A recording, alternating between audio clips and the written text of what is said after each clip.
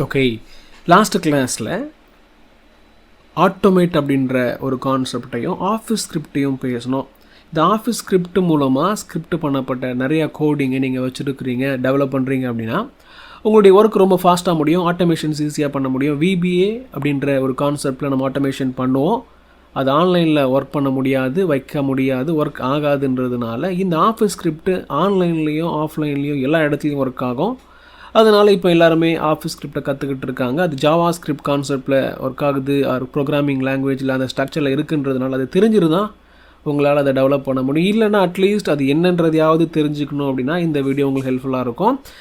Develop பண்ணுறதை பற்றி நம்ம பார்க்க போகிறது இல்லை. அந்த ஆஃபீஸ் ஸ்கிரிப்ட்னா என்னென்ன மாதிரியான ஸ்கிரிப்ட் ஆல்ரெடி இருக்குது, அதை எப்படி பயன்படுத்துறதுன்னு பார்க்கலாம். முதல்ல நிறைய டேப்ஸ் நான் வச்சுருக்கேன். ஒரு டேப்லேயும் ஒரு எக்ஸாம்பிள்ஸ் இருக்குது. நிறைய ஸ்கிரிப்ட் இருக்குது. ஆஃபீஸ் ஸ்கிரிப்ட்டு ஆட்டோமேட் அப்படின்ற டேப்பில் அதை யூஸ் பண்ணி பார்க்க போகிறோம். இந்த ஆட்டோமேட் டேபெல்லாம் ரொம்ப பெனிஃபிட்டபிளான ஒன்று. ஆன்லைன்லேயும் ஆஃப்லைன்லேயும் உங்களுக்கு ஒர்க் ஆகிற மாதிரியான ஸ்கிரிப்ட் நிறையா ஸ்கிரிப்ட் இங்கே இருக்குது. நியூ ஸ்கிரிப்ட்டு ரெக்கார்டு கூட பண்ணலாம். That is a different topic. நான் அதை கண்டக்ட் பண்ணுவேன். இப்போ இருக்கிற ஸ்கிரிப்ட் எல்லாம் பார்க்கலாம். ஹைட் ரோஸ் அப்படின்ற இந்த ஸ்கிரிப்ட் ஒரு ஸ்கிரிப்ட் இருக்குது. அது ஹைட் ரோஸ் அப்படின்ற வேலையை பண்ணோம். ரீசெண்ட் அப்படின்ற இடத்துல நம்ம ரீசெண்ட்லி யூஸ் பண்ண ஸ்கிரிப்ட்லாம் இருக்கும். பட் எதுவுமே நம்ம இப்போ பண்ணலை. நியூ ஸ்கிரிப்ட் கிளிக் பண்ணால் நியூ ஸ்கிரிப்ட் நீங்கள் கிளிக் பண்ண முடியும், க்ரியேட் பண்ண முடியும். சாம்பிள் ஸ்கிரிப்ட் நான் கிளிக் பண்ணும்பொழுது இருக்கிற எல்லா சாம்பிளும் தெரியும். இதில் ஒரு சில சாம்பிள்ஸை பார்க்கலாம். இந்த இடத்துல நிறையா ஒரு காலம் ஹைட் பண்ணப்பட்டிருக்கு. இந்த இடத்துல ஒரு சில ரோஸ் ஹைட் பண்ணப்பட்டிருக்கு. இப்போ எனக்கு என்ன வேணும்னா நிறைய ஹைட் நடந்திருக்கு. நான் மேனுவலாக ஒன்று பண்ணலாம், இல்லைனா 2-3 ஸ்டெப்பில் பண்ணலாம். பட் ரொம்ப சிம்பிளாக எனக்கு ஆட்டோமேட்டிக் இருக்குன்றதுனால hide all rows and columns நான் ரன் பண்ணும் பொழுது இது ரன் ஆகும் பொழுதே இந்த இடத்துல நீங்கள் பார்த்துருப்பீங்க, ஆட்டோமேட்டிக்காக எல்லா ஹைட் பண்ணப்பட்ட காலம்ஸ் அண்ட் ரோஸ் நார்மலாச்சு. புரியும் நம்புகிறேன். அடுத்த எக்ஸாம்பிளுக்கு போகிறேன். Freeze selection.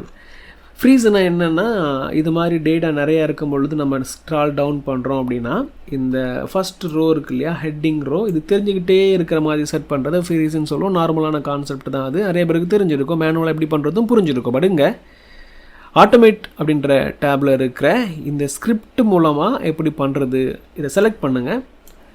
இப்போ ஃப்ரீஸாக இல்லாமல் தான் இருக்குது, நார்மலாக இருக்குது. செலக்ட் பண்ணிவிட்டு இதை ரன் பண்ண உடனே பார்த்தீங்கன்னா இது ஃப்ரீஸ் பண்ணப்பட்டுரும். நான் கீழே மூவ் பண்ணால் கூட அது ஃப்ரீஸ் பண்ணப்பட்டு அங்கேயே நிற்கும்.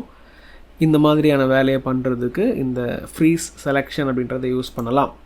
ஒரு நான் வேறு எங்கேயாவது நான் செலக்ட் பண்ணி இது ரன் பண்ணேன் அப்படின்னா அது வரைக்கும் ஃப்ரீஸ் பண்ணப்பட்டுரும். பார்த்தீங்களா, 32ன்ற ரோவை தான் நான் செலக்ட் பண்ணியிருந்தேன். இப்போ அங்கே வரைக்கும் ஃப்ரீஸ் பண்ணப்பட்டுரும். நான் நார்மலைஸ் பண்ணுறேன். இதுக்கப்புறம் நான் மேலே போய்ட்டு இதை செலக்ட் பண்ணிவிட்டு ஃப்ரீஸ் செலெக்ஷன் கொடுத்தேன்னா அது மட்டும் ப்ராப்பராக செலக்ட் பண்ணப்படும். ஸோ எங்கே செலக்ட் பண்ணுறீங்களோ அந்த இடம் ஃப்ரீஸ் பண்ணப்பட்டுரும். அடுத்த டேபுக்கு நான் போகிறேன். அடுத்த ஸ்கிரிப்டை நம்ம பார்க்கலாம், அடுத்த சாம்பிளை பார்க்கலாம். இந்த இடத்துல ஒரு டேபிள் இருக்குது, சிம்பிள் டேபிள். இது டேபிளான்னு பார்த்தோன்னா டேபிள் இல்லை, டேபிள் மாதிரி இருக்குது. நம்ம இதான் பார்க்க போகிறோம். Make a sub table from a selection. Sub டேபிள்னால் டேபிளுக்குள்ளே டேபிள்னு கான்செப்ட் ஆகுதுன்றதுனால முதல்ல இதை ஒரு டேபிளாக மாற்றுவோம். டேபிளாக மாற்றுறதுக்கு இன்சர்ட் டேபிள். ஓகே, ஸோ ஒரு டேபிளாக மாற்றிட்டோம். இப்போ இந்த டேபிளில் இருக்கிற ஒரு டேட்டாவை இந்த டேட்டா மட்டும் செலக்ட் பண்ணிட்டேன்.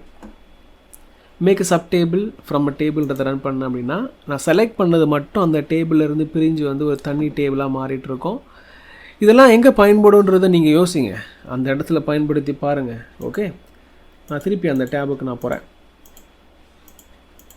Sub table. ஓகே, ஒருவேளை நீங்கள் ரன் பண்ணும்பொழுது எரர் அடிச்சுது அப்படின்னா அதை எப்படி மேனேஜ் பண்ணுறதுன்றதையும் கொஞ்சம் பார்க்கலாம். பட் அந்த மாதிரியான கான்செப்ட் நம்ம நிறைய பார்க்க போகிறதில்ல. பட் அட்லீஸ்ட் இங்கே போய் பார்க்கலாம், நான் சொல்லிக் கொடுப்பேன், நீங்கள் தெரிஞ்சுக்கலாம். ரிமூவ் ஹைப்பர் லிங்க் அப்படின்னு ஒரு ஆப்ஷன் இருக்குது. இதில் நிறைய ஹைப்பர் லிங்க் இங்கே இன்சர்ட் பண்ணப்பட்டு இருக்குது. பார்த்தீங்களா, தெரியுதா? இந்த இடத்துல ஒரு ஹைப்பர் லிங்க் இருக்குது. இந்த ஹைப்பர் லிங்கை கிளிக் பண்ணால் இந்த என்ன லிங்க் கொடுத்துருக்காங்களோ அந்த லிங்க்குக்கு நம்மளை கொண்டு போகும். அதுதான் பேசிக் அண்டர்ஸ்டாண்டிங். ஆனால் இந்த ஹைப்பர் லிங்க் வேண்டாம், ரிமூவ் பண்ணணும்னு நீங்கள் நினைக்கும் பொழுது ரைட் கிளிக் பண்ணி மேனுவலாக ஒன்றா பண்ணுறது ரொம்ப டைம் ஆகுன்றதுனால இந்த ஷீட்டில் உள்ள நிறைய ஹைப்பர் லிங்க்ஸ் இருக்குன்னும் பொழுது அதை மொத்தமாக எடுக்கணும் அப்படின்னா remove hyper link from sheet. இந்த கோட் இந்த நேம்லேயே கிளியராக உங்களுக்கு புரியுது. இந்த கம்ப்ளீட் எல்லா ஷீட்டில் இருந்தும் இல்லை, இந்த ஷீட்டில் இருந்து ஷீட்ஸ் கிடையாது, ஒரே ஒரு ஷீட் கரண்ட் ஷீட்டில் இருக்கிறத ஹைப்பர் லிங்க் மட்டும் கிளியர் பண்ணுறதுக்கு இது பயன்படும். நான் ரன் பண்ணும் பொழுது இது ஒரு லா செக் பண்ணி இதை கிளியர் பண்ணுறதை நீங்கள் பார்க்க முடியும். நான் ரன் பண்ணுறேன். எஸ், ரன் ஆகி முடிஞ்சிருச்சு. இந்த இடத்துல தெரிஞ்ச ஹைப்பர் லிங்க்லாம் காணாமல் போயிடுச்சு. இந்த மாதிரி உங்களுடைய ஸ்கிரிப்டை முதல்ல படித்து புரிஞ்சுக்கணும். என்ன நேமில் இருக்குது, அது என்ன பண்ணுன்றது அந்த நேமை படித்தாலே புரிஞ்சிடும்.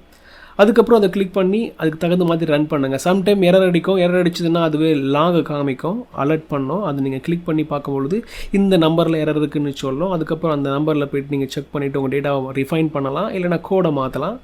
அட்லீஸ்ட் என்ன எரர்னு புரிஞ்சுக்கலாம். ஹைப்பர் லிங்க் ரிமூவ் பண்ணிட்டோமா? Count blank rows. இந்த இடத்துல நிறைய டேட்டா இருக்குது. ஒரு சில பிளாங்க் ரோஸ் கண்ணில் தெரிஞ்சதுக்கு கீழே நிறைய பிளாங்க் ரோஸ் இருக்குது. இப்போ நம்ம இந்த ப்ரோக்ராமை இந்த ரன் பண்ணும்பொழுது என்ன நடக்குதுன்னு பார்க்கலாம்.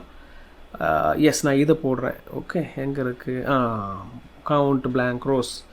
இந்த டேட்டாவில் கிளிக் பண்ணிவிட்டு கவுண்ட் பிளாங்க் ரோஸை கிளிக் பண்ணோம் அப்படின்னா எந்த ஷீட்டில் உள்ள டேட்டாவை கவுண்ட் பண்ணணும்னு சொல்லிக்குது. இதை செலக்ட் பண்ணி இதை கிளிக் பண்ணி பேஸ்ட் பண்ணிடுறேன், ரன் பண்ணுறேன். எந்த ஆக்ஷனும் நடக்கலை. ப்ரிவ்யூ பார்க்கலாம். ஓகே, எதுவுமே நடக்கலை. அப்போது ஏதோ நடந்திருக்கு, ஆனால் நமக்கு அது தெரியல. ஒரு மெசேஜ் மாதிரி எவ்வளோ பிளாங்க் ரோன் இருக்குன்றது டெவலப்பாக இருக்கலாம். அதனால் நான் என்ன பண்ணுறேன் அப்படின்னா இந்த கோடையே கிளிக் பண்ணுறேன். ஓகே, எடிட் பண்ணுறேன். அந்த கோடெல்லாம் சும்மா படிச்சுக்கிறேன். திருப்பி ரன் பண்ணும் பொழுது அதே மாதிரி எந்த ஷீட்டுன்னு கேட்குது. நான் பேஸ்ட் பண்ணிவிட்டு ரன் பண்ணுறேன். இந்த இடத்துல ரன் ஆகி முடிஞ்சது நீங்கள் பார்த்துருப்பீங்க. இந்த இடத்துல நமக்கு 2 ரோ இருக்குது. எஸ், இங்கே பாருங்கள், டோட்டல் எம்டி ரோ 2 அப்படின்னு காமிக்குது. எந்த டேட்டாவை இது வந்து செக் பண்ணிச்சுன்றதையும் எந்த எத்தனை எம்டி ரோ இருக்குன்றதையும் அவுட்புட்டில் காமிக்கும். ஒரு ப்ராப்ளம் இருக்குன்னு காமிச்சிருக்கோம், எதுவுமே காமிக்கல. இந்த கோட் ரன் ஆகி முடிஞ்சிருச்சு. நான் பேக் வந்துடுறேன். நல்லா பார்த்தீங்களா? இப்போ நம்ம எடிட் பண்ணி போய் பார்த்ததுனால அந்த கோடை நீங்கள் வந்து எடிட் பண்ணி கஸ்டமைஸ் பண்ணுற அளவுக்கு நீங்கள் இப்போது ஏபிளாக இருப்பீங்கன்னா கிடையாது. அட்லீஸ்ட் கோடு இருக்குது உள்ள அப்படின்னு நீங்கள் தெரிஞ்சுருப்பீங்க. ஃப்யூச்சரில் நீங்கள் கற்று முடிச்சதுக்கப்புறம் அந்த இடத்துல கோடு பில்டு பண்ணுறதுக்கு ஈஸியாக இருக்கும். நியூ ஸ்கிரிப்டை நீங்கள் கிளிக் பண்ணிக்கலாம். இப்போ சாம்பிள் ஸ்கிரிப்டில் நம்ம இருப்போம். கவுண்ட் நம்ம பண்ணிட்டோம். Sales summary. இந்த டேட்டாவில் வந்து ஒரு சேல்ஸ் சம்மரி எடுக்க போகிறோம். அதான் நம்மளுடைய டாஸ்க்கு. ஓகேவா? இந்த டேட்டா உங்களுக்கு எப்படி இருக்குன்றது நீங்கள் அண்டர்ஸ்டாண்ட் பண்ணணும். சும்மா இந்த ஆப்ஷன் இருக்குன்றதை மட்டும் இப்போ நீங்கள் தெரிஞ்சுக்கோங்க.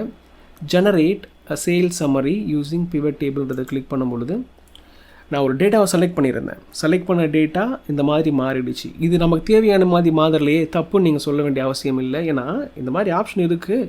பிவட் டேபிள் இந்த வேலைகளை பண்ணு அப்படின்ற இந்த கோடிங்கெல்லாம் நீங்கள் கொடுத்து இந்த இடத்துல கிளிக் பண்ணிட்டீங்கன்னு வச்சுக்கோங்களேன், டெஃபினெட்லி இது ஒர்க் ஆகும். எங்கே இருக்குது அதை கிளிக் பண்ணி பார்க்கும் பொழுது எடிட் பண்ணும்போது நிறையா ஸ்டெப்ஸ் இருக்குது. ஒரு லைன்லேயும் ஒரு கோடு இருக்குது. ஒரு ஸ்கிரிப்ட் நம்ம எழுதி முடிச்சிருக்கோம் இல்லையா? இது எல்லாத்தையும் புரிஞ்சுக்கிட்டு நீங்கள் மாற்றுறதுக்கு உங்களுக்கு ரைட்ஸ் இருக்குது.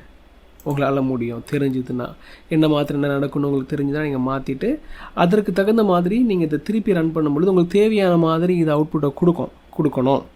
கரெக்டாக மாற்றிருந்தீங்கன்னா அதை நீங்கள் பண்ணினீங்கன்னா ஒரு தெரியும்னா நீங்கள் பண்ணுறது நல்லது. இல்லைன்னா ஜஸ்ட் அண்டர்ஸ்டாண்ட் பண்ணுங்கள். அந்த மாதிரி ஆப்ஷன் இருக்குன்னு புரிஞ்சுக்கோங்க.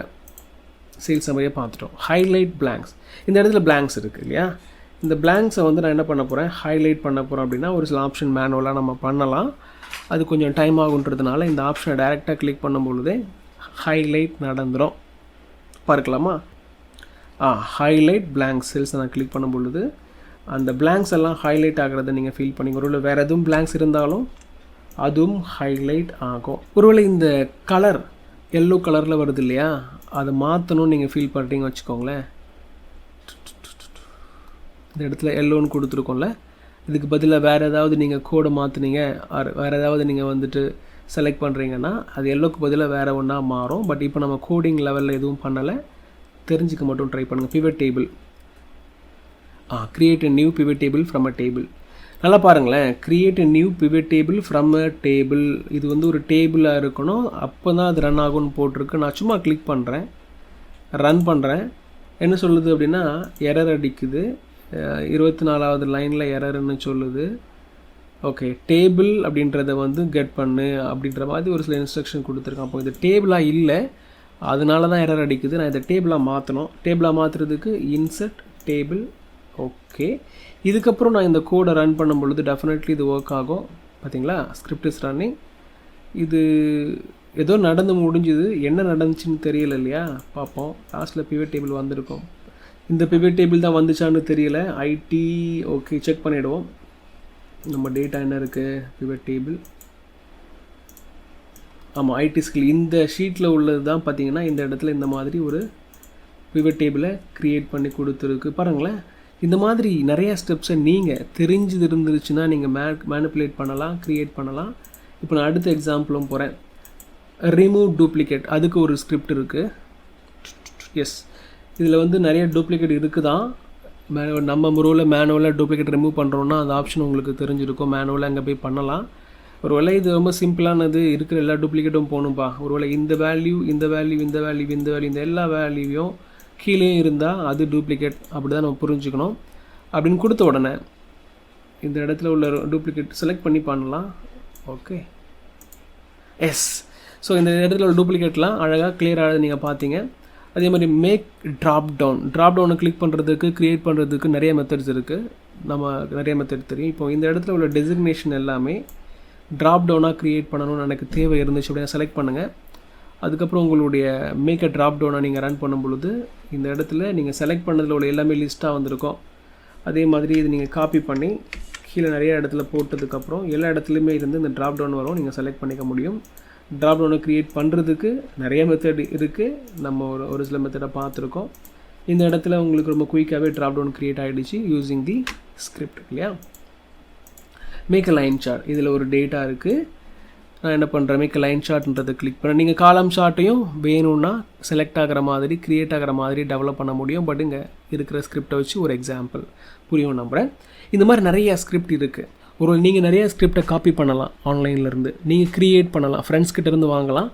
ரொம்ப முக்கியமாக இந்த எல்லா ஸ்கிரிப்டும் எல்லாருக்கும் இருக்காது.